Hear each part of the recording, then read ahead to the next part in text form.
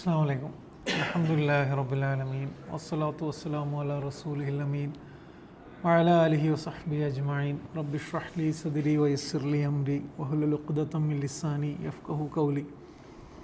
അള്ളാഹു നമ്മുടെ ഇരുത്തം നാളെ മരണപ്പെട്ടവൻ്റെ മുന്നിലെത്തുമ്പോൾ നമുക്ക് അനുകൂലമായി വിധി പറയുന്ന നിമിഷങ്ങളിൽ എഴുതി ചേർക്കുമാറാകട്ടെ. ആമീൻ. നമ്മൾ സൂറ തൂർ 31 ആയത്തുകളാണ് ഇതുവരെ പഠിച്ചത്. ഈ ആയത്തുകളുടെ ഈ സൂറത്തിൻ്റെ ഒരു പ്രധാന വിഷയം പരലോകത്തിൻ്റെ തെളിവുകളാണ് ഈ സൂറത്ത് തുടങ്ങുന്നത്. അത് കഴിഞ്ഞിട്ട് ആ തെളിവുകളെ കളവാക്കിയവർക്കുള്ള ശിക്ഷ നരകം അത് പറഞ്ഞു. അതേപോലെ തന്നെ തെളിവുകളോടുള്ള ശരിയായ നിലപാട് തഖ്വ എന്ന് നമ്മൾ പഠിച്ചു.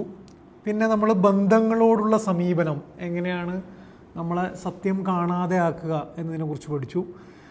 അതിനുശേഷം കഴിഞ്ഞ ക്ലാസ്സിൽ അള്ളാഹു പ്രപഞ്ചത്തിൽ ഓൾറെഡി കുറേ തെളിവുകൾ അവതരിപ്പിച്ചിട്ടുണ്ട്. അപ്പം ഒരു വിശ്വാസിയുടെ ഡ്യൂട്ടി എന്താണ് എന്നതാണ് കഴിഞ്ഞ ക്ലാസ്സിൽ നമ്മൾ പഠിച്ചത്. ഫദക്കിർ, മനുഷ്യർക്ക് പ്രബോധനം ചെയ്യുക, ദഅവത്ത് ചെയ്യുക എന്നത് പഠിച്ചു.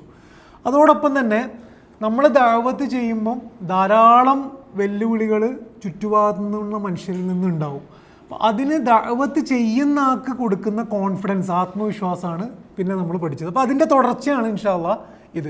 കഴിഞ്ഞ ക്ലാസ്സിൽ നമുക്ക് ഓർമ്മ ഉണ്ടാവും, പിന്നെ നിങ്ങൾ ദഅവത്ത് ചെയ്യുക, ഫദക്കിർ എന്ന് പറഞ്ഞതിന് ശേഷം അവർ ഈ പ്രവാചകൻ സല്ലല്ലാഹു അലൈഹി വസല്ലമ താനേ തന്നെ കുറച്ച് കാലം കഴിഞ്ഞാൽ നിന്നു പോകും എന്നാണോ അവർ കരുതുന്നത് എന്ന് പറഞ്ഞതിന് ശേഷം അള്ളാഹ് പറയുന്നുണ്ട്, അവരോട് കാത്തിരുന്നു കൊള്ളുക, ഫതറബ്ബസു ഇന്നി മഅക്കും മിനൽ മുതറബ്ബിസീൻ, നീയും കാത്തു നിന്നു. അപ്പോൾ ഭാവിയെക്കുറിച്ചുള്ള പ്രതീക്ഷ കൊടുത്തു.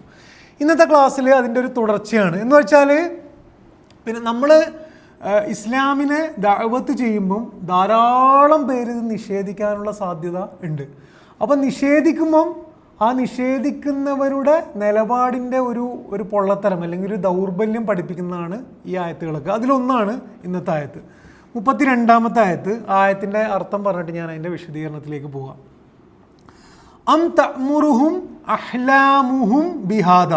അം തഅ്മുറുഹും, അവരോട് കൽപ്പിക്കുകയാണോ, അവരോട് കൽപ്പിക്കുകയാണോ, അഹ്ലാമുഹും, അഹ്ലാം എന്ന് പറഞ്ഞാൽ ഹിൽമ് എന്നുള്ള വാക്കിൽ നിന്നും വരികയാണ്. ഹിൽമ് എന്ന് പറഞ്ഞു കഴിഞ്ഞാൽ ശരിക്കും നിങ്ങൾ മലയാളം ട്രാൻസ്ലേഷനിൽ നോക്കിക്കഴിഞ്ഞാൽ ചില ട്രാൻസ്ലേഷനിലൊക്കെ ബുദ്ധി എന്നാണ് കൊടുത്തിട്ടുള്ളത്. അവരുടെ ബുദ്ധി ഇത് അവരോട് കൽപ്പിക്കുന്നതാണോ എന്ന് പറഞ്ഞാൽ ഇത് എന്ന് പറഞ്ഞാൽ ഏതാണ്?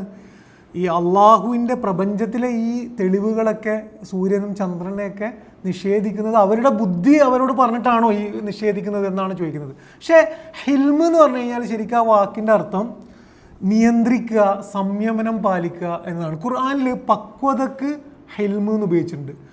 അപ്പം ഇതെന്താണെന്ന് വെച്ച് കഴിഞ്ഞാൽ പിന്നെ ബുദ്ധിയാണ്, പക്ഷേ എല്ലാതരം പിന്നെ നമ്മളെ ബാധിക്കുന്ന വികാരങ്ങളെയൊക്കെ നിയന്ത്രിക്കുന്ന, നമ്മുടെ ഈഗോ, നമ്മുടെ സ്വാർത്ഥതയൊക്കെ നിയന്ത്രിക്കുന്ന നമ്മുടെ പക്വമായ നിലപാടെടുക്കുക എന്നതാണ് ഹിൽമ്.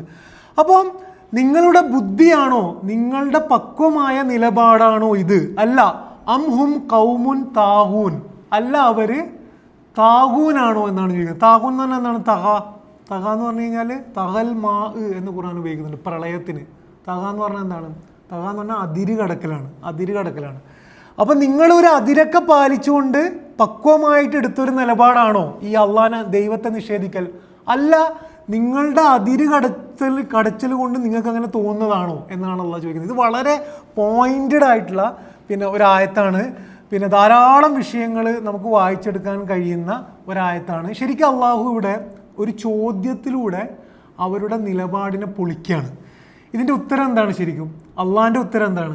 അള്ളാഹിൻ്റെ ഉത്തരം ഇത് ബുദ്ധിയിൽ നിന്നും വരുന്ന നിലപാടല്ല എന്നാണ്. അത് പറഞ്ഞാൽ മതി. എന്ന് പറഞ്ഞാൽ നിങ്ങളുടെ ബുദ്ധി കൊണ്ട് ആലോചിച്ചാൽ ഒരിക്കലും ഈ തെളിവുകളെ നിങ്ങൾക്ക് നിഷേധിക്കാൻ കഴിയില്ല. അപ്പോൾ ബുദ്ധി കൊണ്ടല്ല, നിങ്ങൾ താകൂത്ത്, നിങ്ങൾ അതിര് കടന്നുകൊണ്ട് നിങ്ങൾക്ക് തോന്നിയാണെന്നാണ് പടച്ചോൻ പറയേണ്ടത്. പക്ഷെ അള്ളാഹു തിരിച്ച് ചോദ്യം ചോദിക്കണം. നിങ്ങൾ തന്നെ ആലോചിച്ച് നോക്കുക. കണ്ണ് കാണാൻ കഴിയുന്നു, കണ്ണെന്നൊരു അത്ഭുതമാണ്. പിന്നെ കൈ ഒരു അത്ഭുതമാണ്, നമ്മൾ കാണുന്ന പൂവൊരു അത്ഭുതമാണ്. ഇത്രയും സുന്ദരമായ കൃത്യമായ അത്ഭുതങ്ങളെ ഒരു സൃഷ്ടാവില്ലാതെ ഉണ്ടായി എന്നുള്ളത് ബുദ്ധി കൊണ്ടെടുക്കുന്നൊരു നിലപാടാണോ, പക്വമായൊരു നിലപാടാണോ എന്ന് നിങ്ങൾ തന്നെ ആലോചിച്ച് നോക്കുക എന്ന് അവരോടല്ല ചോദിക്കുകയാണ്. ഇതിന് സൈക്കോളജിയിൽ കോഗ്നിറ്റീവ് ഡിസണൻസ് എന്ന് പറയും. കോഗ്നിറ്റീവ് ഡിസണൻസ് എന്ന് പറഞ്ഞാൽ പിന്നെ നമ്മൾ ചിലപ്പോൾ ചില ചോദ്യങ്ങൾ ചോദിക്കുമ്പം നമ്മളെ ഉള്ളിൽ നമുക്ക് ശരിയെന്ന് തോന്നുന്ന സാധനത്തിൽ തന്നെ നമുക്കൊരു വൈരുദ്ധ്യം ഫീൽ ചെയ്യും. ഒരു ഉദാഹരണത്തിന് ഇപ്പോൾ ഒരാളോട് നമ്മൾ സംസാരിച്ചുകൊണ്ടിരിക്കുമ്പം നിങ്ങൾക്ക് തോന്നുന്നുണ്ടോ ഇത് ശരിയാണ് എന്ന് ചോദിച്ചു നോക്കിയാൽ അയാൾ ശരിക്കും ഇത് ശരിയാണോ എന്ന് ആലോചിക്കൂലേ? അതാണ് അത് ഉണ്ടാക്കാൻ വേണ്ടിയിട്ടാണ് അള്ളാഹു അവരോട് അങ്ങോട്ട് ചോദിക്കുന്നത്, ഇത് നിങ്ങളെ പക്വമായ നിലപാടാണോ അതോ ഇത് നിങ്ങളുടെ തെറ്റായ നിലപാടാണോ എന്നുള്ളതാണ്. അപ്പോൾ പിന്നെ ഈ ക്വസ്റ്റ്യൻ്റെ കണ്ടന്റ് എന്ന് പറയുന്നത് പിന്നെ ഇത്രയും സത്യങ്ങൾ മുന്നിലുണ്ടായിട്ടും നിങ്ങളെടുക്കുന്ന നിലപാട് ബുദ്ധി കൊണ്ടാണോ എന്നതാണ് അള്ളാഹു ചോദിക്കുന്നത് എന്ന് കാണാൻ പറ്റും. അപ്പം ഇതിന് പ്രബോധനവും ദഅവത്തുമായിട്ടുള്ള ബന്ധം എന്താണ്? അതാണ് നമ്മളെ വിഷയം. കോണ്ടെക്സ്റ്റ് അതാണ്. നമ്മളോട് ദഅവത്ത് ചെയ്യാൻ പറഞ്ഞിട്ട് അള്ളാഹു എന്തിനാണ് ഈ ആയത്ത് പറയുന്നതെന്ന് വെച്ച് കഴിഞ്ഞാൽ, നമുക്ക് ചുറ്റും മനുഷ്യർ ദൈവത്തെ നിഷേധിക്കുന്നതിൻ്റെ വളരെ പ്രധാനപ്പെട്ട കാരണം വസ്തുതകളില്ലാത്തത് കൊണ്ടല്ല, തെളിവുകളില്ലാത്തത് കൊണ്ടല്ല, ബുദ്ധിയുടെ പ്രശ്നമല്ല, അത് മനസ്സിൻ്റെ പ്രശ്നമാണ് എന്ന് നമുക്കൊരു കോൺഫിഡൻസ് തരാൻ വേണ്ടിയിട്ടാണ് അള്ളാഹു നമുക്കോട് ഇത് പറയുന്നത് എന്ന് കാണാൻ പറ്റും. അപ്പം ഇന്നത്തെ നമ്മളെ വിഷയം ഞാനിങ്ങനെ ഇത് തന്നെ ഒരു വിഷയമായിട്ട് എടുക്കാൻ കാരണം, ഖുർആനിൽ ബുദ്ധി, ചിന്ത, അറിവ്, യുക്തി, ലോജിക്ക് ഈ വിഷയവുമായി ബന്ധപ്പെട്ട് ഉപയോഗിച്ച വാക്കുകളുടെ എണ്ണം മാത്രം നോക്കിക്കഴിഞ്ഞാൽ, എന്ന് വെച്ചാൽ ഒരു വാക്ക് തന്നെ കുറേ പ്രാവശ്യം ഉപയോഗിച്ചിട്ടുണ്ടെന്ന് നമുക്കറിയാം. പക്ഷെ വാക്കുകളുടെ ഡിഫറെൻറ്റ് കൺസെപ്റ്റുകളുടെ എണ്ണം തന്നെ നോക്കിക്കഴിഞ്ഞാൽ എത്രത്തോളം ഇമ്പോർട്ടൻസ് ആണ്, പ്രാധാന്യമാണ് അള്ളാഹു പിന്നെ ഇസ്ലാമികമായിട്ട് തന്നെ ഖുർആനികമായിട്ട് ബുദ്ധിക്കും ചിന്തക്കും അറിവിനും കൊടുക്കുന്നത് എന്നത് മനസ്സിലാക്കുക എന്നുള്ളത് വളരെ പ്രധാനമാണ്. ഞാനിത് പറയാൻ കാരണം, ഇന്നത്തെ ഒരു വലിയ വൈരുദ്ധ്യം ഈ കാലഘട്ടത്തിൽ എന്ന് വെച്ച് കഴിഞ്ഞാൽ ഒരു ഏകദേശം ഈ സെക്യുലറിസമൊക്കെ വല്ലാതെ വന്നു കഴിഞ്ഞ ഒരു 19-ാം നൂറ്റാണ്ട് മുതലുള്ള വലിയൊരു വൈരുദ്ധ്യം എന്താണെന്ന് വെച്ച് കഴിഞ്ഞാൽ, ഇസ്ലാമിനെ ബുദ്ധിൻ്റെയും ശാസ്ത്രത്തിൻ്റെയും സയൻസിൻ്റെയൊക്കെ നേരെ അപ്പുറത്ത് വെച്ചുകൊണ്ട് ഉള്ളൊരു അവലോകനമാണ് പൊതുവേ നടക്കാറ്. നമ്മൾ ഒരു 50-60% ഇത് സമ്മതിച്ചു കൊടുക്കാറുമാണ് പതിവ്. ഇതൊക്കെ നമുക്ക് എക്സ്പ്ലെയിൻ ചെയ്യാൻ കഴിയില്ല. ഇതെന്താണ്, ഇതൊരു ഓൾറെഡി പറഞ്ഞതുകൊണ്ട് അങ്ങനെയാണെന്നുള്ളൊരു നിലപാടിൽ നമ്മളും എത്തിയിട്ടുണ്ട്.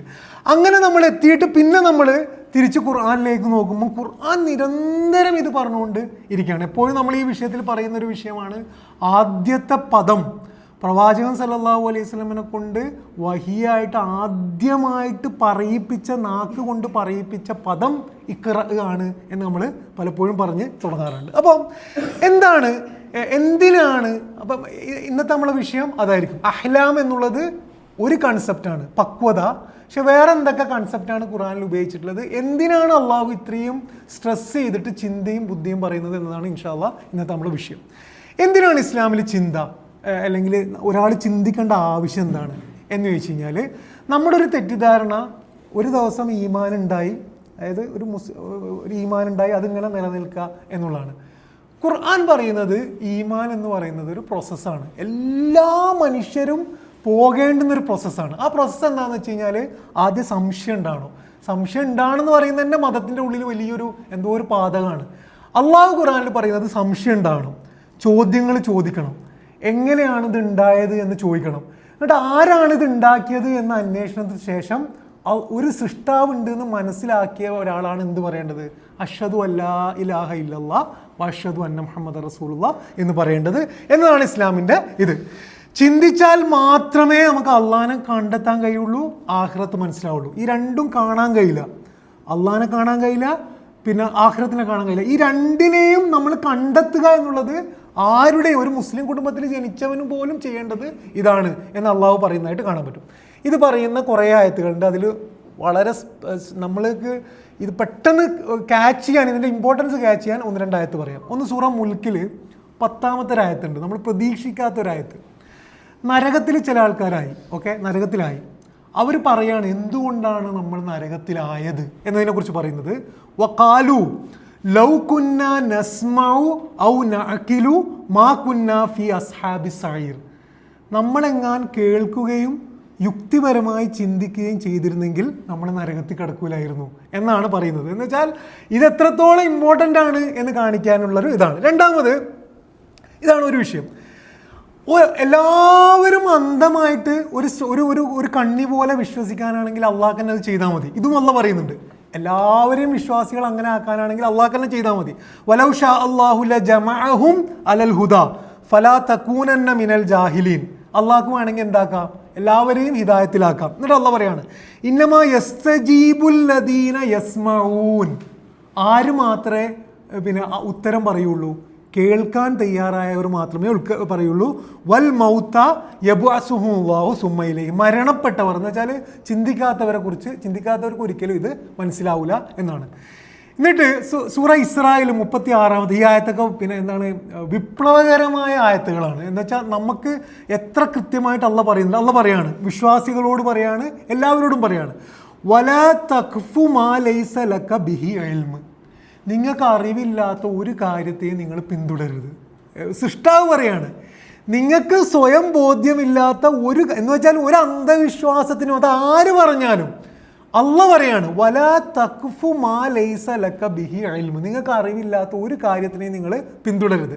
ഇന്ന സമഅ വൽ ബസറ വൽ ഫുആദ കുല്ലു ഉലൈക കാന അൻഹു മസ്ഊല.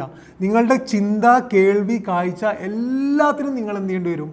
നമ്മൾ എന്ത് ചെയ്യേണ്ടി വരും? മറുപടി പറയേണ്ടി വരും എന്ന് പഠിപ്പിച്ച മതമാണ്. അപ്പം ചിന്ത എന്ന് പറയുന്നത് യുക്തിപൂർവ്വം ചിന്തിച്ചിട്ടൊരു സാധനം കണ്ടെത്തുക എന്നുള്ളത് ഇസ്ലാമിൻ്റെ കോർ സബ്ജക്റ്റാണെന്ന് പറയാൻ വേണ്ടിയിട്ടാണ്. എന്തുകൊണ്ടാണ് ചിന്തിക്കേണ്ടത്? ഒന്നാമത്തെ വിഷയം, അള്ളാഹിനെ കണ്ടെത്തണമെങ്കിൽ ചിന്തിക്കണം. രണ്ടാമത്തെ വിഷയം, റിളയോടുകൂടി ഒരു സാധനം ചെയ്യണമെങ്കിൽ അതിൻ്റെ ലോജിക്ക് അറിയാണ്ട് ചെയ്യാൻ കഴിയില്ല. നമ്മൾ തലകുത്തി മറിഞ്ഞാലും നമ്മൾ ഏത് തറവാട്ടിൽ ജനിച്ചെന്ന് പറഞ്ഞാലും, നമ്മൾ എത്രയോ കാലമായിട്ട് നിസ്കരിക്കുന്നുണ്ടെന്ന് പറഞ്ഞാലും, എന്തിനാണ് ഞാൻ സുജൂദ് ചെയ്യുന്നത് എന്ന് എനിക്ക് ലോജിക്ക് ക്ലിയർ ആയിട്ടില്ലെങ്കിൽ ഒരിക്കലും മനസ്സംതൃപ്തിയോടുകൂടി എനിക്കത് ചെയ്യാൻ കഴിയില്ല. എന്തിനാണ് ഞാൻ ഹിജാബ് ഇടുന്നത് എന്ന് എനിക്ക് ക്ലിയർ ആയിട്ടില്ലെങ്കിൽ എനിക്കത് ചെയ്യാൻ കഴിയില്ല. അതുകൊണ്ടാണ് അള്ളാഹു നിരന്തരമായിട്ട് ഖുർആനിലും ഹദീസുകളിലൂടെയും ഇത് പറയുന്നത് എന്ന് കാണാൻ പറ്റും. ഒരു ഹദീസ് ഞാൻ ഈ അടുത്താണ് ഈ ഹദീസ് ശ്രദ്ധിച്ചത്. നമുക്കറിയാം ഇബ്രാഹിം നബി അലൈഹിസ്സലാം, ഞാൻ പറയാ, ചിന്തിക്കണം, ചോദ്യങ്ങൾ ചോദിക്കണം, സംശയമുണ്ടാകണം എന്നത് പഠിപ്പിക്കാൻ വേണ്ടി ഖുർആൻ അവതരിപ്പിച്ച ഒരു പ്രവാചകൻ ഉണ്ടെങ്കിൽ അത് പ്രവാചകൻ ഇബ്രാഹിം നബി അലൈഹിസ്സലാമാണ്. ഇബ്രാഹിം നബി അലൈഹിസ്സലാം ചെറുപ്പം മുതൽ ക്യൂരിയോസിറ്റി ഉള്ള ഒരു യുവാവായിട്ടാണ് ഖുർആൻ പരിചയപ്പെടുന്നത്. ഒരു ജനതക്ക് അള്ളാനെ, ദൈവത്തെ പരിചയപ്പെടുന്ന രീതി എന്താണ്? നിങ്ങൾ ഇബ്രാഹിം നബി അലൈഹി സ്വലാം എങ്ങനെ ചെയ്യുന്നത്? ദൈവമുണ്ട് എന്ന് പറയാൻ നക്ഷത്രം, ഇതെൻ്റെ ദൈവം.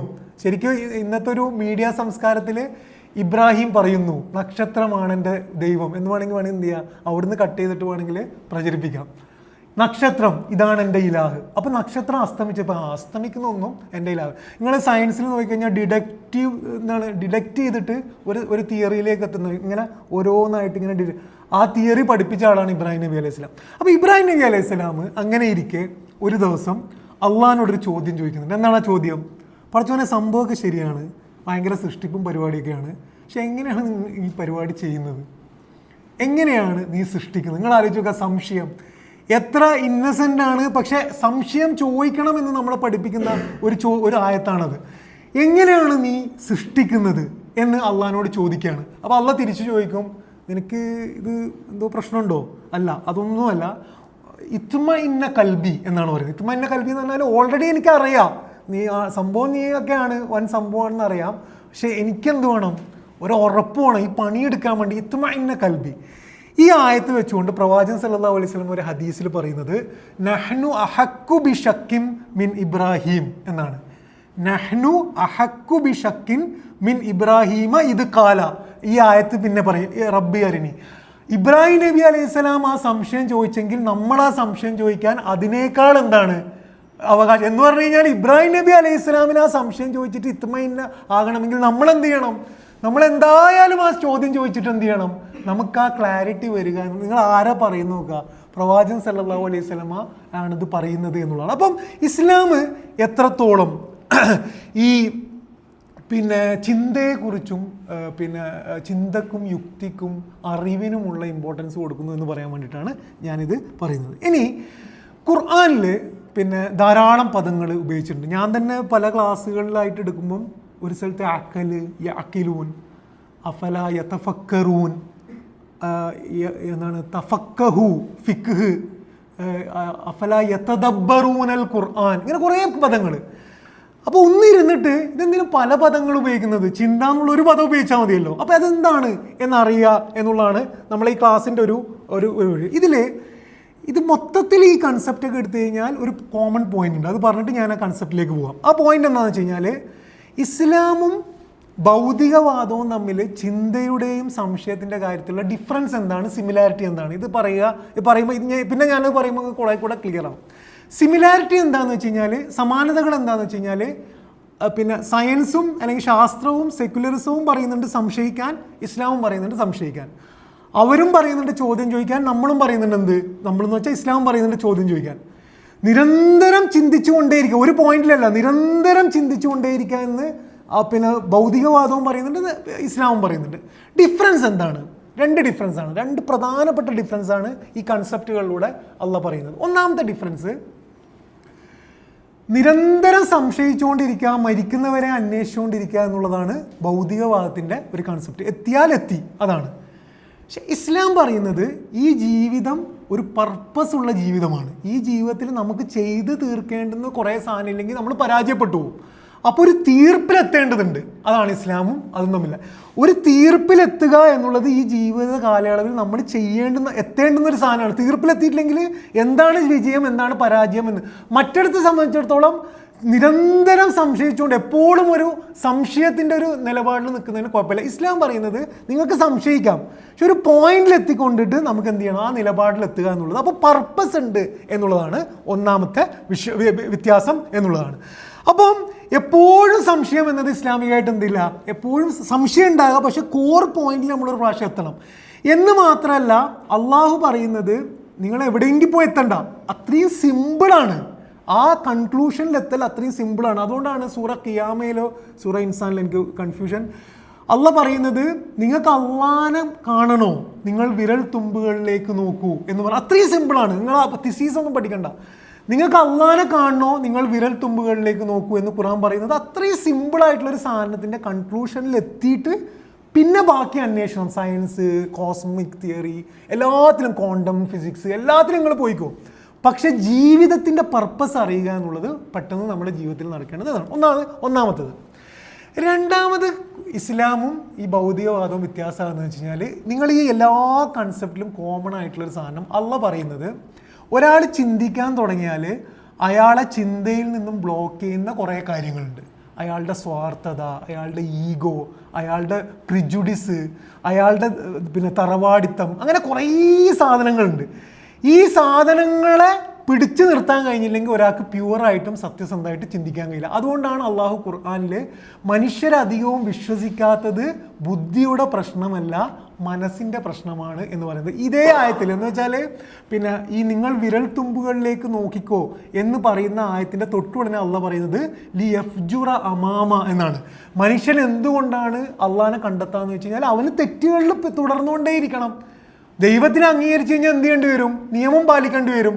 അപ്പം ഖുർആനിലെ ചിന്തയുടെ കൺസെപ്റ്റിൻ്റെ ഒരു വളരെ പ്രധാനപ്പെട്ട സാധനം എന്താണെന്ന് വെച്ച് കഴിഞ്ഞാൽ ഇമോഷൻസ്, നമ്മളുടെ ദൗർബല്യങ്ങളെ നമ്മൾ പിന്നെ കൺട്രോൾ ചെയ്തിട്ടില്ലെങ്കിൽ നമുക്ക് ശരിക്കും ചിന്തിക്കാൻ കഴിയില്ല. അപ്പോൾ ഇനി ഞാൻ പറയുമ്പം നിങ്ങൾക്ക് മനസ്സിലാവും, നമുക്ക് എന്ത് ചെയ്യും, കുറേ കൂടെ നമുക്ക് ക്ലിയർ ആവും എന്നുള്ളതാണ്. അപ്പം ഇതിൻ്റെ ഒരു സമ്മറി എന്താണെന്ന് വെച്ച് കഴിഞ്ഞാൽ, സയൻസും ഇസ്ലാമിനും സെയിം ജേണിയാണ്, പക്ഷെ പേഴ്സ്പെക്റ്റീവും കൺക്ലൂഷനും വ്യത്യാസമാണ്. എന്ന് വെച്ചാൽ പർപ്പസ് ഉണ്ട് ഇത്. രണ്ടാമത്, വിശ്വാസം എന്ന് പറയുന്നത് ഒരു ഇൻ്റലക്ച്വൽ ജേണിയിലൂടെ മാത്രമേ നമുക്ക് എത്താൻ കഴിയുള്ളൂ. എന്ന് വെച്ചാൽ ഒരു ചിന്തൻ്റെ ഒരു ജേണി കഴിഞ്ഞാലേ എത്താൻ കഴിയുള്ളൂ. പക്ഷേ അതിനെന്തും കൂടി വേണം, അതിന് ഈ ഇങ്ങനത്തെ കുറേ ദൗർബല്യങ്ങളെ പിടിച്ചു കെട്ടിയാൽ മാത്രമേ കഴിയുള്ളൂ എന്നുള്ളതാണ്. അപ്പം 10 ഖുർആനിലെ കൺസെപ്റ്റ് സിമ്പിളാണ്, നിങ്ങൾ ശ്രദ്ധിച്ച് കേട്ടാൽ വളരെ ഇമ്പോർട്ടൻ്റുമാണ്. നമ്മൾ ഖുർആൻ പഠിക്കുന്നവരാണ്, വായിക്കുന്നവരാണെങ്കിൽ പല സ്ഥലത്തും ഇതെന്തുകൊണ്ടാണ് പലതും ഉപയോഗിച്ചത് എന്നത് നമ്മുടെ ശരിക്കും നമുക്ക് ഖുർആൻ മനസ്സിലാകണമെങ്കിൽ തന്നെ സംശയം വേണം. നിങ്ങൾ ആലോചിച്ച് നോക്കുക, ഒരാൾക്ക് അഫലാ യഅ്ഖിലൂൻ എന്ന് പ്രയോഗിച്ചാലും അഫലാ യതഫക്കറൂൻ എന്ന് പ്രയോഗിച്ചാലും കുഴപ്പമില്ലെങ്കിൽ പിന്നെ അതെങ്ങനെ മനസ്സിലാകുക? നമ്മൾ സംശയം ചോദിക്കണം, എന്തുകൊണ്ടാണ് അള്ളാഹു ഒരു സ്ഥലത്ത് യഅ്ഖിലൂൻ എന്നുള്ളതും ഒരു സ്ഥലത്ത് യതഫക്കറൂൻ എന്ന് ഉപയോഗിച്ചാൽ സംശയം വന്നാലേ എന്ത് ചെയ്യുള്ളൂ, അതിനൊരു ക്ലാരിറ്റി കിട്ടുള്ളൂ. ഒന്നാമത് ഖുർആൻ ഉപയോഗിക്കുന്ന കൺസെപ്റ്റ് ഇന്ദ്രിയങ്ങളാണ്. കണ്ണ്, കാത്, ഫുആദ്. ഏറ്റവും കൂടുതൽ ഉപയോഗിച്ച സമഅ്, ബസർ, ഫുആദ് എന്ന് വെച്ച് കഴിഞ്ഞാൽ നമുക്ക് അറിവ് നേടാനുള്ള ഇന്ദ്രിയങ്ങൾ, സെൻസസ് ആണ് അള്ളാഹു ഖുർആനിൽ ഉപയോഗിക്കുന്നത്. അത് സൂറ ഇൻസാനിൽ 2 മുതൽ 4 വരെയുള്ള ആയത്തിൽ എൻ്റെ കൂടെ ഉണ്ടല്ലോ അല്ലേ, നമ്മൾ ചിന്തയൊക്കെ ഉള്ളു. അപ്പം നിങ്ങൾ ഇങ്ങനെ ചിന്ത ഇങ്ങനെ കത്തിക്കേണ്ട സമയമാണ്. ഈ ആയത്ത് നോക്കുക, എത്ര എത്ര എത്ര പെർഫെക്റ്റ് ആയിട്ടാണ് അള്ളാഹു മനുഷ്യൻ്റെ ജീവിതത്തിൻ്റെ തുടക്കം പറയുന്നത് നോക്കുക. ഇന്നാ ഖലഖ്നൽ ഇൻസാന മിൻ നുത്ഫത്തിൻ അംഷാജിൻ. മനുഷ്യനെ ഞാൻ വളരെ നിസ്സാരമായ ഒരു ദ്രാവകത്തിൽ നിന്ന്, ഒരു മിക്സഡ് ആയിട്ടുള്ള ദ്രാവകത്തിൽ നിന്ന് ഉണ്ടാക്കി. നബ്തലീഹ്, പർപ്പസ് എന്താണ്? പരീക്ഷിക്കാൻ വേണ്ടി. ഫജഅൽനാഹു സമീഅൻ ബസീറ, പരീക്ഷിക്കാൻ വേണ്ടിയിട്ട് ഞാൻ ഉണ്ടാക്കിയിട്ട് പിന്നെ അവന് ചിന്തിക്കണം. ചിന്തിച്ചാലേ ഈ പരീക്ഷണത്തിന് ആപ്റ്റ് ആവുള്ളൂ, അവന് അഡാപ്റ്റ് ചെയ്യാൻ കഴിയുള്ളൂ. അപ്പം ഫജഅൽനാഹു സമീഅൻ ബസീറ, അവൻ എന്ത് ചെയ്തു? സെൻസസ് കൊടുത്തു. ഇന്നാ ഹദൈനാഹു സബീൽ, പിന്നെ ഞാൻ എന്ത് ചെയ്തു? സത്യം ഇതാണ്, തെറ്റിതാണ് എന്ന് അവൻ്റെ മുന്നിൽ വെച്ചു കൊടുത്തു. അവനൊരു കൺഫ്യൂഷൻ ഇല്ലാത്ത രീതിയിൽ വെച്ചു കൊടുത്തു. ഇമ്മാ ഷാക്കിറൻ ഔ ഇമ്മ കഫൂറ, ചോയ്സാണ്. ചിന്തിക്കാനുള്ള കഴിവ് സമീഅൻ ബസീറ കൊടുത്തു, പക്ഷെ നിർബന്ധമില്ല. ഇമ്മാ ഷാക്കിറൻ ഇമ്മ കഫൂറ, നിനക്ക് വേണമെങ്കിൽ എന്ത് ചെയ്യാം? ശുക്ർ ചെയ്യാം, നിനക്ക് വേണമെങ്കിൽ കുഫ്ർ ചെയ്യാം. എത്ര സുന്ദരമായിട്ടാണ് പറയുന്നത്. അപ്പോൾ ഒന്നാമത്തത് സെൻസസ് ആണ്. സൂറ നഹലില് അള്ളാഹു ഇതേ വിഷയം 78-ാമത്തെ ആയത്തിൽ പറയുന്നുണ്ട്. വല്ലാഹു അഖ്റജക്കും മിൻ ബുത്തൂനി ഉമ്മഹാത്തിക്കും ലാ തഅലമൂന ഷൈഅ, അള്ളാഹു നിങ്ങളുടെ ഉമ്മാൻ്റെ വയറ്റിൽ നിന്നും പുറത്തേക്ക് കൊണ്ടുവന്നു. ലാ തഅലമൂന ഷൈഅ, ഒരു ഇൽമും ഒരു ഇൻഫർമേഷനും നമുക്ക് അന്നേരം ഉണ്ടായിട്ടില്ല. വജഅല ലക്കുമുസ് സമഅ വൽ അബ്സാറ വൽ അഫ്ഇദ, നിങ്ങൾക്ക് കണ്ണ് തന്നു, കേൾവി തന്നു, അഫ്ഇദ ചിന്തിക്കാനുള്ള ഒരു ഹൃദയവും തന്നു. ലഅല്ലക്കും തഷ്കുറുൻ. അപ്പോൾ വളരെ ക്ലിയർ ആണ്. അപ്പോൾ ഒന്നാമത്തെ എന്താണ്? സെൻസസ് ആണ്, ഇന്ദ്രിയങ്ങളാണ്. സമഅ, ബസർ, ഫുആദ്.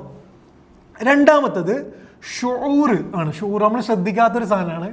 പക്ഷേ നിങ്ങൾ ശ്രദ്ധിക്കണം, കാരണം ബക്കറയിൽ തുടക്കത്തിൽ തന്നെ ഈ സാധനം പറഞ്ഞിട്ടാണ് തുടങ്ങുന്നത്. ഷുഊർ എന്താണ്? ഞാൻ പറഞ്ഞുതരാം, ആയത്ത് പറയുമ്പോൾ നമുക്ക് മനസ്സിലാവും. ഷുഊർ എന്ന് പറഞ്ഞു കഴിഞ്ഞാൽ എന്താണ്? വലാക്കില്ല യഷ്ഉറൂൻ എന്ന് പറയുന്നത്. വലാക്കില്ല യഷ്ഉറൂൻ തുടക്കത്തിൽ സൂറ ബക്കറയിൽ. ഷുഊർ എന്ന് പറഞ്ഞു കഴിഞ്ഞാൽ നമ്മളെന്തെങ്കിലും നമ്മുടെ മുന്നിലുള്ള സാധനത്തിനെ ഒബ്സർവ് ചെയ്യുന്നതിനെയാണ് എന്താണ് ബോധമുണ്ടാകുക. ഒരു സാധനം നമ്മുടെ മുന്നിൽ ഒരു പൂവുണ്ട് എന്ന ബോധമുണ്ടാകുന്ന ആ വളരെ സിമ്പിൾ പ്രക്രിയക്കാണ് ഷുഊർ എന്ന് പറയുക. നമുക്കൊരു ബോധവും ഇല്ലാതെ നടന്നു പോകുന്നു എന്നുള്ളതാണ് നമ്മുടെ പ്രശ്നം. നമുക്ക് ചുറ്റും ഒരു സാധനം നടക്കുന്നുണ്ട്, ഒരു സൃഷ്ടിപ്പുണ്ട്, അല്ലെങ്കിൽ ഒരു സംഭവം നടക്കുന്നുണ്ട്, ഒരാൾ നമ്മളടുത്തുണ്ട് എന്ന വളരെ ഇനീഷ്യലായിട്ടുള്ളൊരു ബോധം, അവയർനെസ് ആണ് എന്ത്? ഷുഊർ എന്ന് പറയുന്നത്. ക്ലിയർ ആണോ? അത് ചുറ്റുമുള്ള കാര്യങ്ങളെക്കുറിച്ചുള്ളൊരു ബോധമാണ്. ഇതില്ലെങ്കിൽ നമുക്ക് വിവരം ശേഖരിക്കാൻ കഴിയില്ല. ഇൻഫർമേഷൻ എങ്ങനെ നമ്മൾ ശേഖരിക്കുക? ഷുഊർ ഇല്ലെങ്കിൽ നമുക്കൊരു ഷുഊർ ഇല്ലയെന്ന് വെച്ചോ, ഒരു ബോധം ഇല്ലയെന്ന് വെച്ചോ, നമുക്ക് പുതിയതായിട്ടൊരു ഇൻഫർമേഷൻ അവിടെ അതേസമയം നമ്മൾ പോയിക്കൊണ്ടിരിക്കുമ്പോൾ ഒരു കുഴി കണ്ട്, ഇതെങ്ങനെ ഇവിടെ ഒരു കുഴി വന്നത് എന്ന ചിന്ത തുടങ്ങണമെങ്കിൽ ഒരു ബോധം ഉണ്ടാണ് എന്ത്? അവിടെ കുഴിയുണ്ടെന്നുള്ളത്. ഇത് ഖുർആനിൽ പറയുന്ന ആയത്താണ്. സൂറ ബക്കറയിൽ 12-ാമത്തെ ആയത്തിൽ അലാ ഇന്നഹും ഹുമുൽ മുഫ്സിദൂന വലാകില്ല യഷ്അറൂൻ, സ്വയം ഫസാദാണ് ചെയ്യുന്നത് എന്ന മിനിമം ബോധം പോലും എന്തില്ല? അവർക്കില്ല എന്നാണ് പറയുന്നത്. ചിന്തിക്കൊന്നും വേണ്ട, മിനിമം ഒരു ബോധം ഉണ്ടല്ലോ, അതില്ല എന്നാണ് അള്ളാഹു പറയുന്നത്. പിന്നെ ഇത് ഉപയോഗിച്ച കുറേ സ്ഥലങ്ങളിൽ അള്ളാഹു ഉപയോഗിക്കുന്നത് ഫഅഖദ്നാഹും ബഗ്തതൻ, ഞാൻ ശിക്ഷിക്കുമ്പം ആ ശിക്ഷ പെട്ടെന്നായിരിക്കും. വഹും ലാ യഷ്ഉറൂൻ, അവർക്ക് ബോധം പോലും ഉണ്ടാവില്ല. അതായത് നമുക്കൊന്ന് ഒരു ഏകദേശം ഒരു ചെറിയ ഐഡിയ പോലും ഉണ്ടാവില്ല അള്ളാഹിൻ്റെ ശിക്ഷ എങ്ങനെ എപ്പോഴാണ് വരിക എന്നുള്ളത്. അത്രയും സ്പോണ്ടേനിയസ്, അത്രയും പെട്ടെന്നായിരിക്കും അള്ളാഹിൻ്റെ ശിക്ഷ. അത് ഉപയോഗിക്കാനും ഷുഊർ. അപ്പോൾ രണ്ടാമത്തെ എന്താണ്? ഷുഊർ. മറന്നുകൊണ്ട ബോധമാണ്, അവയർനെസ് ആണ്, ഒബ്സർവേഷൻ ചെയ്യാനുള്ള കഴിവാണ് ഷുഊർ. മൂന്നാമത്തത് എന്താണ്? ലന്നാണ്. ലന്ന് എന്ന് പറഞ്ഞാൽ എന്താ? ലന്ന് എന്ന് പറഞ്ഞാൽ നമ്മൾ സ്ഥിരം ഖുർആനിൽ കേൾക്കുന്നില്ല. എന്താണ് ലന്ന്? ഊഹമാണ്. ഊഹം എന്ന് പറഞ്ഞാൽ അസംഷൻ എന്ന് നമ്മൾ ഇംഗ്ലീഷിൽ പറയില്ല. ഊഹം തെറ്റായിട്ടാണ് നമ്മൾ മനസ്സിലാക്കാറ്. ഊഹം എന്ന് പറഞ്ഞു കഴിഞ്ഞാൽ ചിന്തൻ്റെ ആദ്യത്തെ പടിയാണ് ഊഹം. നമുക്ക് തെറ്റാണോ ശരിയാണോ എന്ന് ഉറപ്പില്ലാത്ത ആ സ്റ്റേജിനാണ് ഊഹം എന്ന് പറയുക. ഖുർആൻ എന്തുകൊണ്ടാണ് ഊഹത്തിനെ പലപ്പോഴും ക്രിട്ടിസൈസ് ചെയ്യുന്നതെന്ന് വെച്ച് കഴിഞ്ഞാൽ, തെറ്റോ ശരിയോ ഒന്നും ഉറപ്പില്ലാത്ത കുറച്ച് ഇൻഫർമേഷൻ വെച്ചിട്ട് നമ്മൾ എന്ത് ചെയ്യാണ്? നിലപാടെടുക്കുന്നതിനെ കുറിച്ചാണ്. പക്ഷേ ഊഹം നിർബന്ധമാണ്.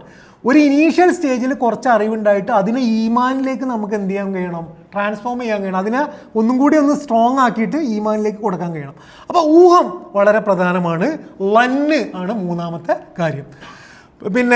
സൂറ ഹാക്കയിൽ 20-ാമത്തെ ആയത്തിൽ സ്വർഗത്തിൽ കടന്ന ആൾക്കാർ പറയുന്നുണ്ട്, ഇന്നി ലനന്തു അന്നി മുലാക്കിൻ ഹിസാബിയ, നമുക്ക് ഒരു ഒരു ഒരു ഒരു ഒരു കൺസെപ്റ്റ് ഉണ്ടായിരുന്നു, ഒരു അസംഷൻ ഉണ്ടായിരുന്നു നമ്മൾ സ്വർഗത്തിൽ കടക്കുമെന്നുള്ളത്. പിന്നെ അവരെന്ത് ചെയ്തു?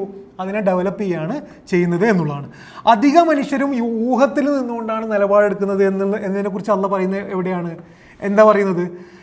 ഈ യത്തബിയൂന ഇല്ലല്ലന്ന് ഇന്നല്ലന്ന ലാ യുഗ്നി മിനൽ ഹക്കി ഷൈഅ.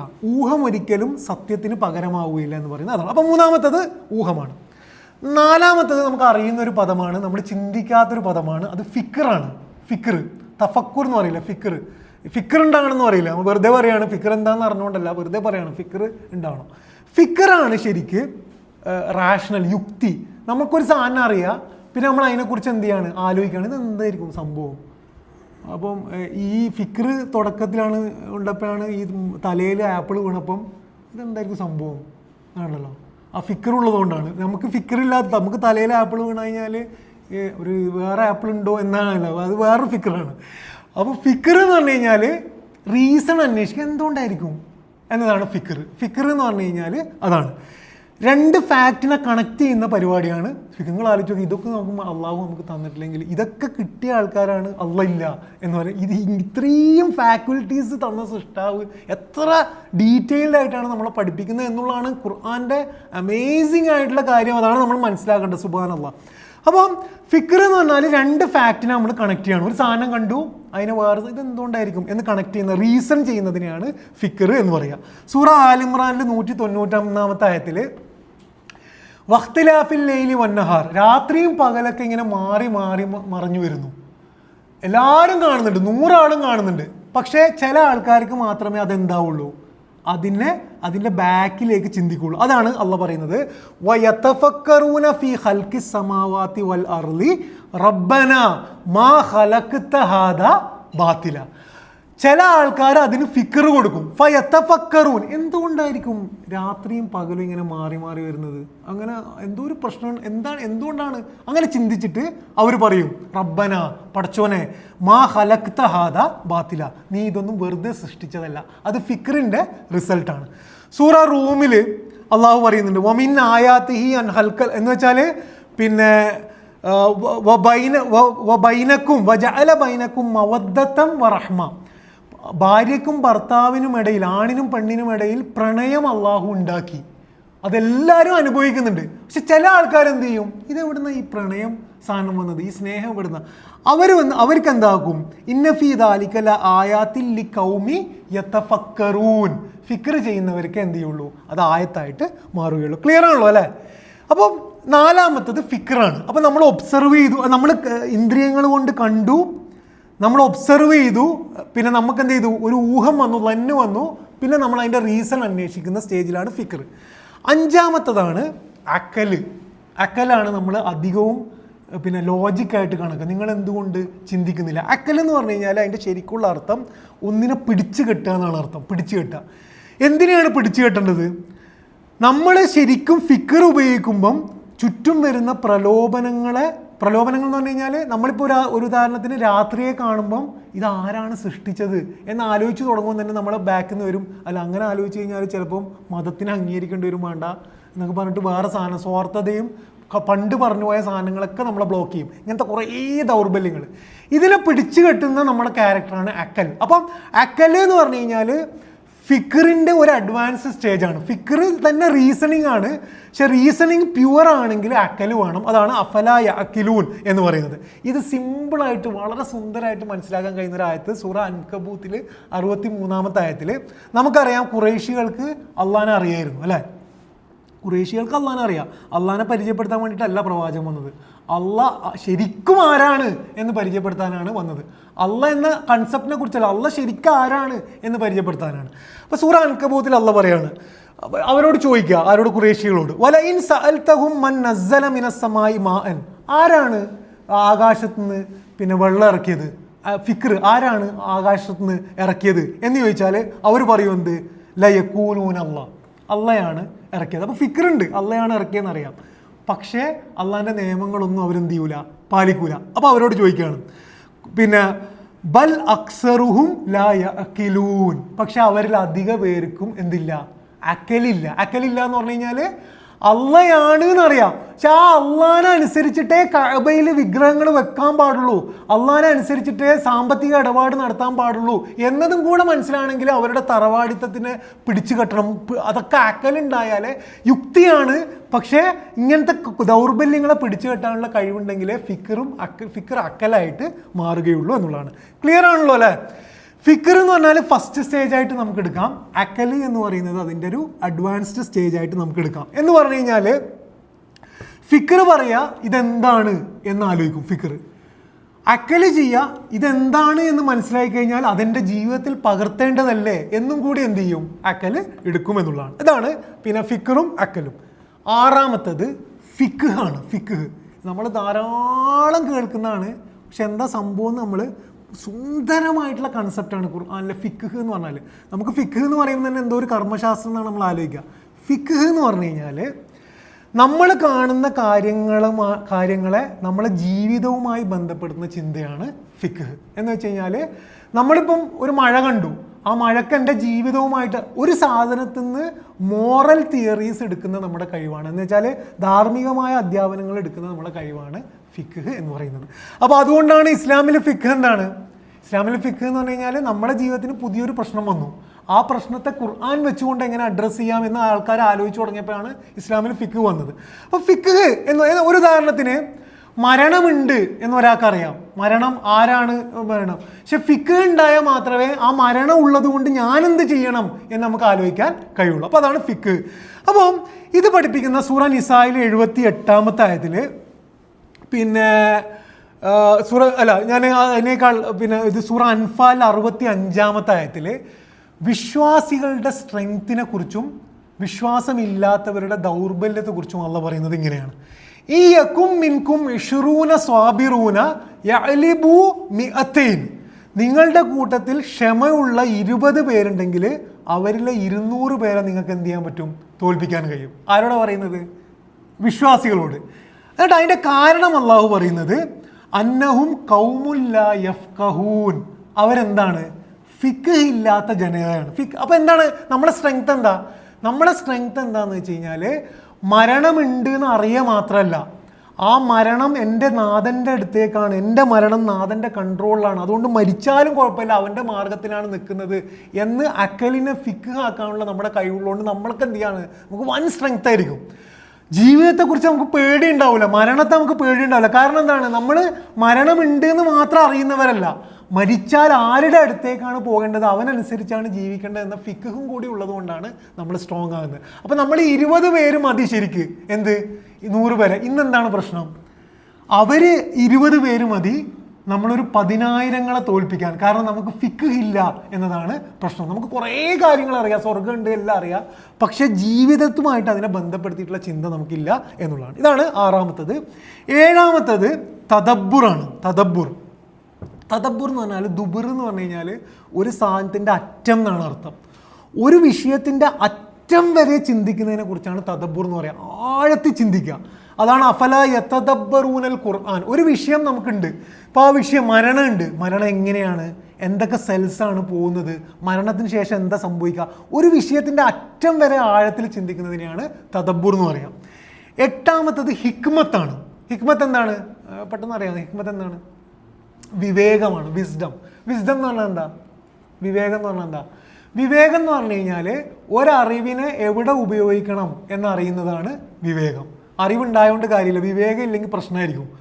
പറയാൻ പാടില്ലാത്തടത്തൊക്കെ പറയാൻ പാടില്ലാത്ത നമ്മൾ എന്ത് ചെയ്യും? പറയും. അതുകൊണ്ടാണ് പിന്നെ എന്താണ് ഇതിൽ പറയാറുണ്ട്, ഇംഗ്ലീഷിൽ പറയാറുണ്ട്, ടൊമാറ്റോ ഇസ് എ ഫ്രൂട്ട്. അതൊരു നോളജാണ്.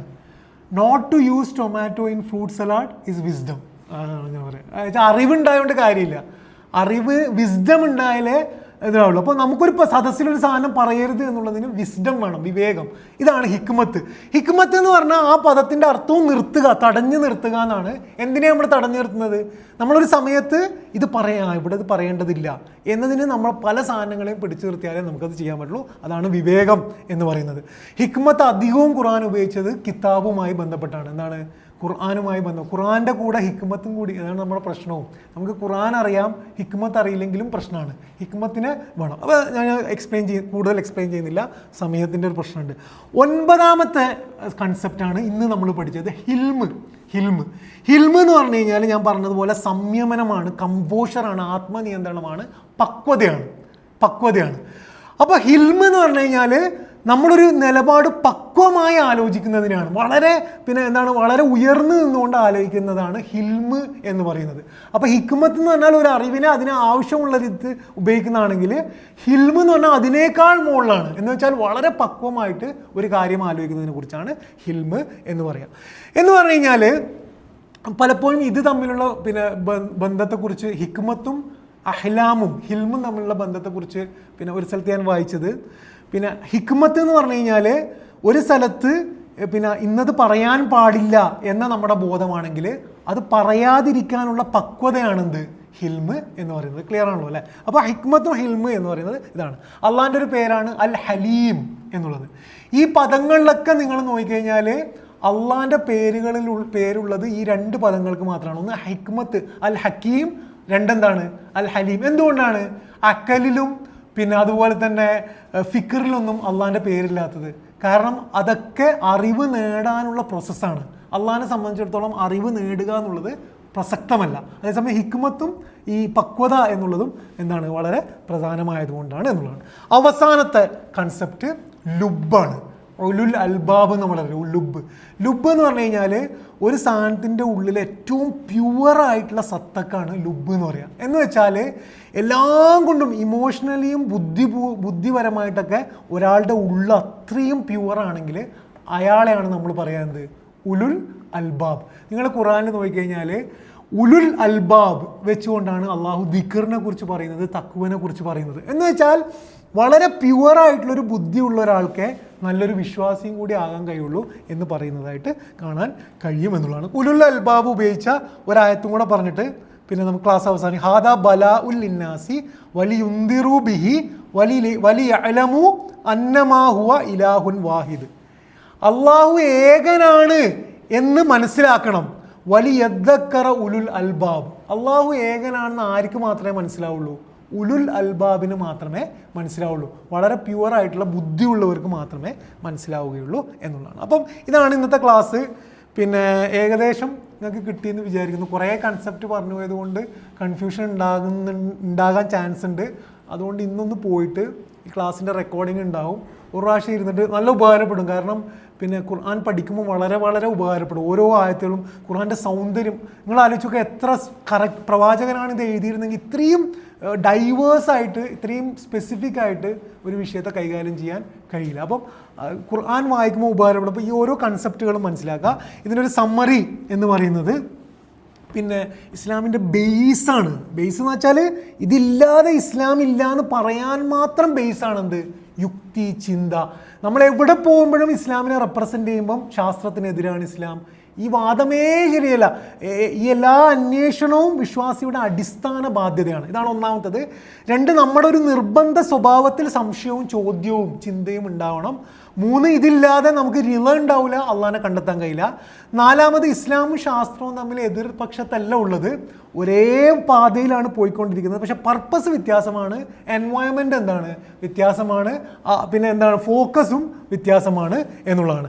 അവസാനമായിട്ട് ഖുർആൻ പറയുന്നത് അള്ളാഹിനെ നിഷേധിക്കുന്നത് അറിവിൻ്റെയോ ബുദ്ധിയുടെയോ പ്രശ്നമല്ല. യുക്തിവാദം എന്ന് പറയുന്നത് ഇസ്ലാമിലാണ് ഏറ്റവും കൂടുതലുള്ളത്. നിരീശ്വരവാദമാണ് ഇസ്ലാമിൽ ഇല്ലാത്തത്. യുക്തിവാദവും നിരീശ്വരവാദവും രണ്ട് സാധനങ്ങളാണ്. യുക്തിവാദം പറയുമ്പോൾ തന്നെ നമ്മൾ അതിനെ വെറുക്കുമ്പോൾ നമ്മൾ യുക്തിയെ കൂടെ വെറുക്കരുത്. യുക്തി ഏറ്റവും വാദിക്കുന്നത് ഖുർആനാണ്. പക്ഷെ അതിൻ്റെ കൺക്ലൂഷനിൽ ഒരിക്കലും നിരീശ്വരവാദമല്ല. ഈശ്വരനുണ്ട് എന്നാണ് ഇസ്ലാമിലെ ഓരോ യുക്തിയുടെ ജേണിയും പ്രൂവ് ചെയ്യുക എന്നുള്ളതാണ് ഇസ്ലാം പറയുന്നത്. അള്ളാഹു നമ്മളേക്ക് അനുഗ്രഹിക്കുമാറാകട്ടെ. പടച്ചവൻ ഖുർആൻ്റെ സൗന്ദര്യം അറിയാനുള്ളൊരു തിരിച്ചറിവ് നമുക്ക് ഉണ്ടാക്കി തരുമാറാകട്ടെ. അതിലൂടെ അള്ളാഹുവിലും അവൻ്റെ നിയമങ്ങളിലും അവൻ്റെ ആദർശത്തിലും ആത്മവിശ്വാസത്തോടു കൂടി ഇസ്ലാമിനെ റെപ്രസെൻ്റ് ചെയ്യാൻ കഴിയുന്നവരുടെ കൂട്ടത്തിൽ അള്ളാഹു നമ്മളെ പെടുത്തി തരുമാറാകട്ടെ. റബ്ബനാ തഖബ്ബൽ മിന്ന ഇന്നക അൻത സമീഉൽ അലീം വതുബ് അലൈനാ ഇന്നക അൻത തവ്വാബുർ റഹീം. ആമീൻ ആമീൻ ബിറഹ്മതിക യാ അർഹമർ റഹീമീൻ. അസ്സലാമു അലൈക്കും.